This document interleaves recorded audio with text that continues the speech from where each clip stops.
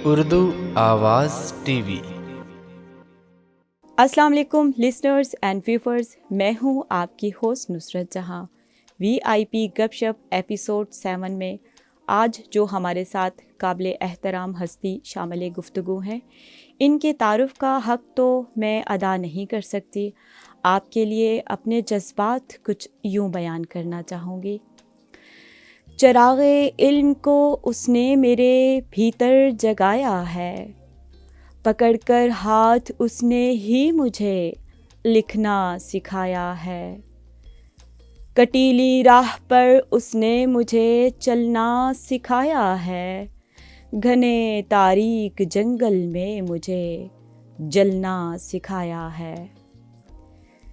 اسی نے تو کسی کے زخم کو سینا سکھایا ہے، اسی نے مجھ کو اوروں کے لیے جینا سکھایا ہے، اسی نے تو میرے جذبات کو اظہار بخشا ہے، مجھے اخلاق بخشا ہے، مجھے کردار بخشا ہے، اسی نے عدل و حق کے واسطے لڑنا سکھایا ہے، مجھے دیکھو خود اپنے آپ کو پڑھنا سکھایا ہے، اسی کے دم سے گلشن علم کا آباد ہے مجھ میں خود کچھ بھی نہیں، جو کچھ ہے میرا استاد ہے مجھ میں۔ Former director of special education Islamabad Pakistan, professor حافظ حاجی چودھری عبدالمنان درویش۔ السلام علیکم سر۔ وعلیکم السلام جی۔ سر، آپ کا بہت بہت شکریہ کہ آپ نے اپنی مصروفیات میں سے ہمارے لیے وقت نکالا اور آج ہمیں آپ نے موقع فراہم کیا کہ آپ سے بات چیت کی جائے اور آپ کی لائف سٹوری آپ کے ہی زبانی اپنے لسنرز اور ویورز تک پہنچائی جائے۔ تو دوستو، آپ ہمارے ساتھ رہیے گا کیونکہ یہ گفتگو ہم آپ کے خدمت میں مختلف پارٹس کی صورت میں پیش کریں گے۔ اپنے پسندیدہ چینل یعنی اردو آواز ٹی وی کو سبسکرائب کر لیجئے اور اس طرح کی بہترین ویڈیوز اپنے دوستوں میں شیئر کرنا نہ بھولیے۔ تو سر، بات چیت کا آغاز کرتے ہیں۔ یہ تو ہم آپ سے جانیں گے کہ آپ کہاں پیدا ہوئے اور آپ کے فیملی کا تعارف کیا ہے۔ تو سر، یہ بھی بتائیں کہ جب آپ کی بلائنڈنس کا آپ کے والدین کو پتہ چلا اور باقی جو ارد گرد کے لوگ تھے تو ان کا اس وقت کیا رد عمل تھا؟ نحمدہ ونصلی ونسلم علی رسولہ الکریم، اعوذ باللہ من الشیطان الرجیم، بسم اللہ الرحمن الرحیم۔ محترم سامعین و ناظرین، السلام علیکم۔ میرا جیسے میری بیٹی نصرت نے بتایا، نام پروفیسر حافظ حاجی چودھری عبدالمنان درویش نقشبندی مجدد، اور میری جو پیدائش ہوئی 15 ستمبر 1955 تحصیل حافظ آباد میں، جو اب ضلع بن گیا، ایک گاؤں ہے چہل کلاں، چیلا بھی اس کو پنجابی میں بولتے ہیں، وہاں ہوئی۔ اور اس کے بعد جو زندگی کا سفر شروع ہوا، لیکن میری زندگی میں بہت کچھ نشیب و فراز آئے۔ سب سے پہلے تو معاملہ یہ ہوا کہ ہمارے، تھوڑا سا بیک گراؤنڈ بتا دوں کہ ہمارے ننہال جو تھے وہ انڈیا میں سے مائگریٹ کر کے آفٹر 1947 ادھر آ گئے تھے، گاؤں میں آباد ہوئے، اور ہمارے جو دادا وغیرہ، دادیال یا والدین وغیرہ، وہ میرے جو والد تھے وہ امرتسر سے ان کے بڑے بزرگ آئے اور پاکستان بننے سے کافی پہلے ہی ادھر سرکاری ملازمتیں شروع کر دیں، اور وہ ادھر پہلے ہی سیٹ تھے۔ شادی ہو گئی۔ اب پہلا یہ ہوا کہ میں ان کا جو پہلا بچہ ہوا تو وہ بچہ بلائنڈ ہو گیا۔ اب مجھے تو اس بات کا کوئی شعور نہیں تھا نا، لیکن ہمارے والدین کے لیے یہ بہت بڑا جھٹکا اور صدمہ تھا، بلائنڈ ہو جانا، جو ان کے لیے ناقابل برداشت اس وجہ سے تھا کہ انہوں نے دائیں بائیں کسی کے گھر میں بلائنڈ ہوتے دیکھا ہی نہیں تھا کسی کو. یہ ایک معاملہ زیادہ پریشان کن تھا.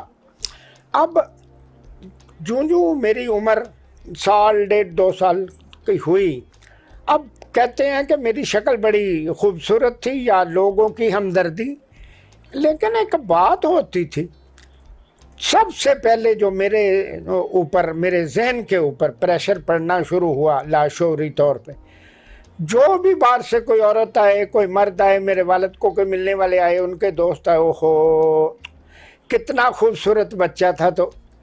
تو کیا ہوا، لیکن والدین کو پتہ ہوتا تھا نا کہ انہوں نے یہی کرانا ہے، بات کرنی کہ یہ نابینا یا بلائنڈ کیسے ہو گیا.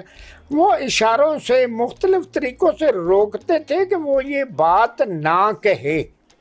لیکن اب مجھے تو اندازہ ہو جاتا تھا نا، شروع میں زیادہ نہ ہوا ہو، آہستہ نہیں اس کو اٹھایا کیوں ہوا ہے. کبھی کسی نے کہنا اینک کیوں لگائی ہوئی، ایسے لگا دیتے تھے.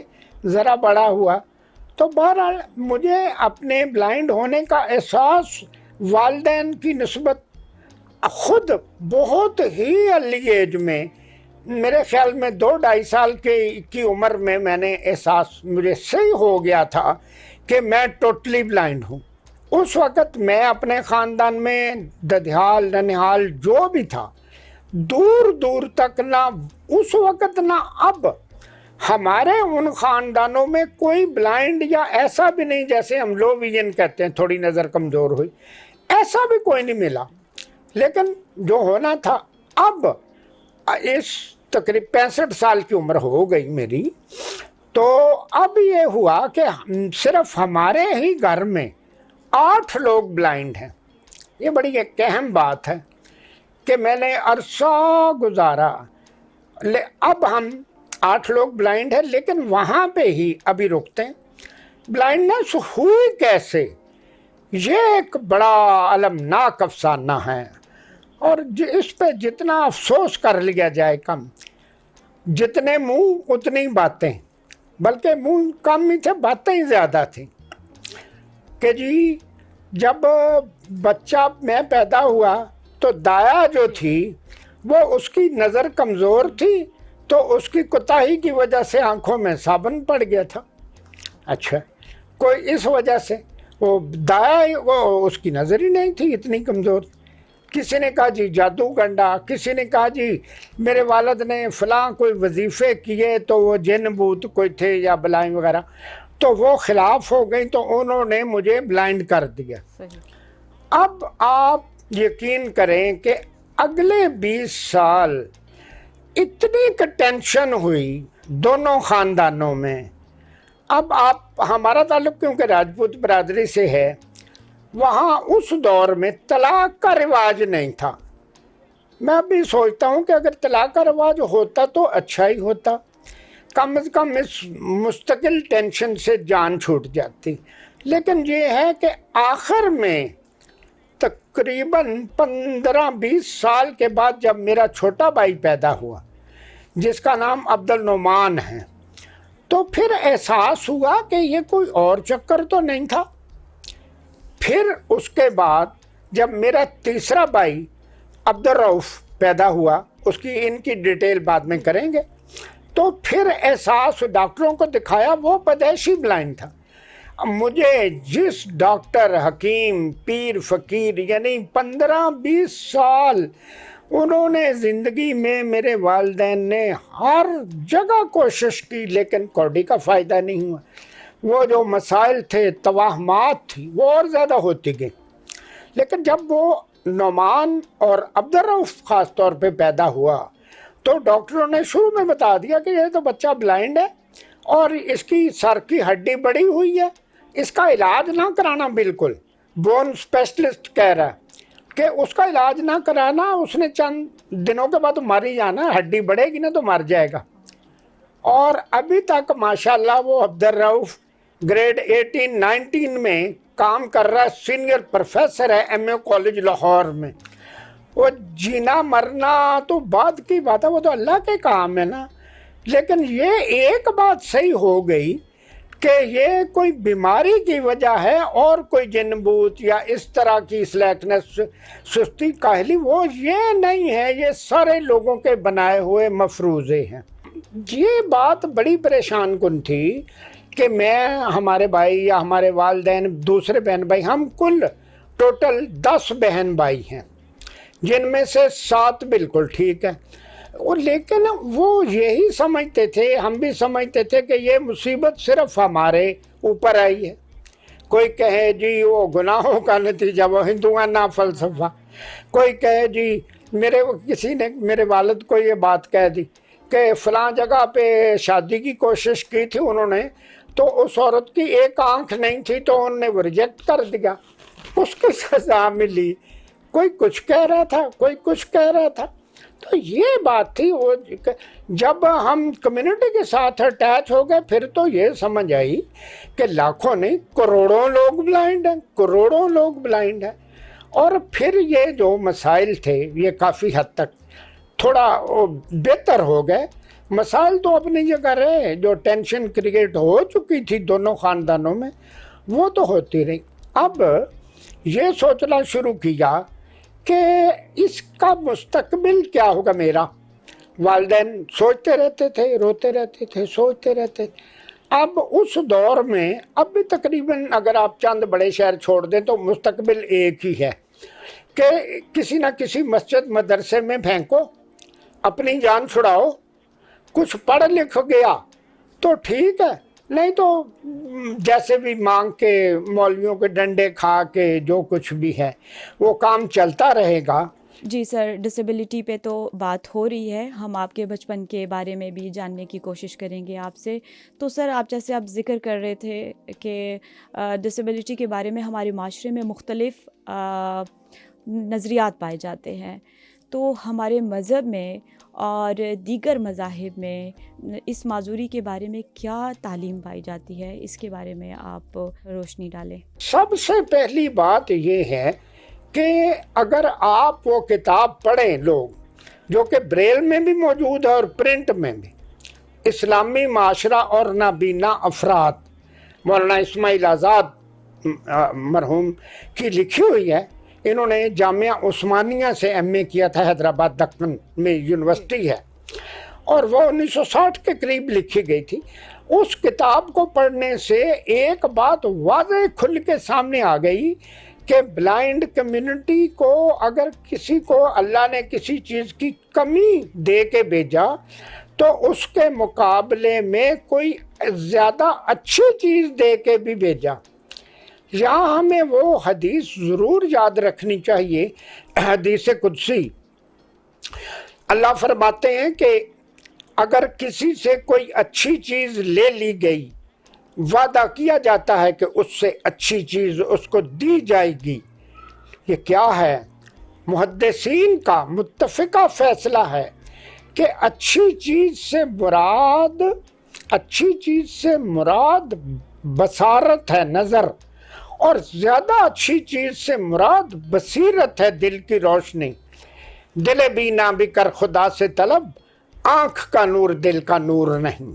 آگے اگر ہم ڈسیبلٹی کو جو تھوڑا سا کریں، اس کے بارے میں غور و فکر، تو اللہ کی کائنات مکمل پیدا ہوئی اور قیامت تک مکمل ہی ختم ہوگی۔ یہ باتیں جو نظریات ہیں، فرسودہ نظریات ہیں، جدید نظریات ہیں، غیر الہامی مذاہب، ان مذاہب نے جو معاشرے میں تباہی اور اخلاقی انحطاط پیدا کیا، خاص طور پہ غیر الہامی مذاہب نے، تو ان کا تو بندہ اگر غور کرے، لیکن پھر یہ ہوا کہ یہ چیز بھی دیکھنے میں آتی کہ جو ہمارے سو کالڈ ایکسپرٹس ہوتے ہیں، نام نہاد گھر بیٹھے ہی ایکسپرٹ ہو جاتے ہیں۔ میں نے پوری زندگی گزاری تو اتنی 50 سال ہو گئے جو میں نے فیلڈز کے ساتھ اٹیچ ہوا، تو اب جہاں بھی گئے، پروگراموں میں گئے، یہ سمجھ آئی، ایک سرسری سی بات اور بڑی اچھی بات یاد آئی کہ کسی جگہ بہت بڑی میٹنگ ہوئی ڈاکٹر صاحبان کی۔ پاکستان میں موضوع کیا تھا؟ زیادہ لوگ مرتے کس چیز سے ہیں، کس بیماری یا کس وجہ سے؟ What is the main cause of death in our country. अच्छा, अब कोई कुछ कह रहा है कैंसर से, कोई कुछ कह रहा है सुबह से बैठे शाम तक आजिज़ आ गए। एक आखिर एक मरासी तंग हुआ, मरासी कहता भाई मेरी तो बात एक ही है, हमने तो जिस मुसलमान को मरते देखा सूरत यासीन से ही मारा। अब अफसोस इस बात का कि इन लोगों ने लेक्चर लिख रखे होते हैं, बड़ी तलख बात है, लेक्चर लिख रखे होते हैं, हर जहाँ जाना है, अगर वो बात मैं और आप 10 मिनट में कहें, उन्होंने वही लेक्चर पौने घंटे में कहना। सूरत यासीन वही है, चारों कुल वही हैं, लेकिन हर दफ़ा फीस नहीं है। ये एक बात हो। जो डिसेबिलिटी जी, ये नई डिसेबिलिटी कोई नहीं है, शुरू से आई। अगर डिसेबिलिटी आई हैं माजूरियाँ, तो उनका हल भी तो अल्लाह ने रखा था। इस्लाम हमारा सबसे प्यारा दीन है, इस्लाम है या दूसरे जो इल्हामी मज़ाहिब हैं, इनमें डिसेबिलिटीज़ के बारे में बड़ी तफसील के साथ बातें मौजूद हैं, लेकिन क्योंकि हमारी अप्रोच उतनी है। अब यहाँ अगर थोड़ी सी बात बढ़ाएं तो अगर हमने ओल्ड टेस्टामेंट, ये तौरात, ज़बूर, इसमें भी डिसेबल के बारे में ख़ास तौर पे, दूसरे डिसेबल तो अब ये 1950 के बाद बनने शुरू हुए ना। असल डिसेबिलिटी या जो भी कहें, माजूर कह लें, उनका तो जब की कायनात बनी तब के वो माजूर और नाबीना लोग मौजूद थे। ओल्ड टेस्टामेंट क्या कहती है? If a blind Leeds another blind both will fall into the ditch. अगर एक नाबीना दूसरे का हाथ पकड़ के चलेगा, रहनुमाई करेगा, तो दोनों गड्ढे में जा गिरेंगे, क्योंकि दोनों जो नाबीना। कुरान क्या कहता है? वो ठीक है, वो किताब उनकी अपनी जगह पे है, लेकिन कुरान क्या कहता है कि 30वें पारे की 3री सूरत, अबसा व तवल्ला अन जाअहुल अमा व मा युद्रिका लअल्लहु यज़क्का। ये कुरान क्या कह रहा है कि एक शख्स आया आप सल्लल्लाहु अलैहि वसल्लम के साथ, पास आया डंडा टेकते हुए, वमा युद्रिका लअल्लहु, और आपने तवज्जो कम की। तो अल्लाह फरमाते हैं कि मुमकिन था कि वो ज़्यादा हिदायत पा लेता, जिन लोगों को आप सल्लल्लाहु अलैहि वसल्लम तबलीग कर रहे थे उनकी निस्बत वो ज़्यादा हिदायत पा लेता। अल्लाह ने अमलन, नबी मासूम होता है, ये बात हमें ज़हन में रखनी, उसका कोई काम अपनी मर्ज़ी से नहीं होता। और ये वो स्टेज थी जिसमें पता चला कि नबी ख़ातमुन नबीय्यीन, नबी आखिरुज़्ज़मा, उनका और दूसरे अंबिया का फ़र्क क्या था। वो फ़र्क ये था कि उन्होंने तबलीग की, हिदायतें की, लेकिन अमल वो ना कर सके, जबकि इस्लाम का पूरा निज़ाम प्रैक्टिकल सिस्टम के ऊपर चल रहा है। कि अल्लाह सिर्फ ये दिखाना चाह रहा था कि अगर नबी भी किसी शख्स से इस वजह से उसका जो सलूक है वो मनफी हो जाए कि ये माजूर है, नाबीना है, तो अल्लाह को ये अमल पसंद नहीं। ये हमारे लिए प्रैक्टिकल ऑर्डर था। बहुत शुक्रिया दोस्तों। अगर आप विजुअली इम्पेयर्ड पर्सन हैं और अपना टैलेंट, अपनी लाइफ स्टोरी अपने दोस्तों से शेयर करना चाहते हैं तो urduawaztv@gmail.com पर ईमेल करें। हमारे साथ रहिएगा, अपनी दुआओं में याद रखिएगा। हम आपसे मुलाकात करेंगे इस एपिसोड के पार्ट 2 में। तब तक के लिए अल्लाह निगहबान।